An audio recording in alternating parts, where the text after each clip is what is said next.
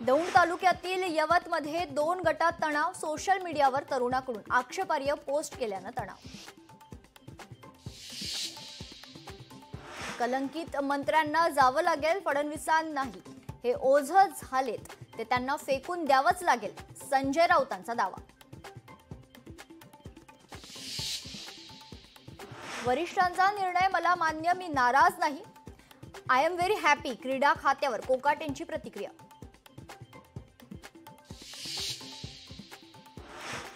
चोरीचा माल परत केला म्हणजे चोरीच्या गुन्ह्यातून सुटका होत नाही।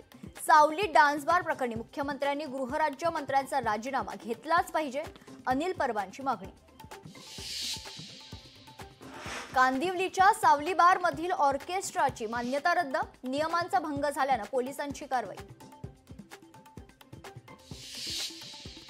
उपराष्ट्रपती पदासाठी येत्या 9 सप्टेंबरला निवडणूक, धनखड यांच्या राजीनाम्यानंतर नव्या उपराष्ट्रपतींची निवड होणार।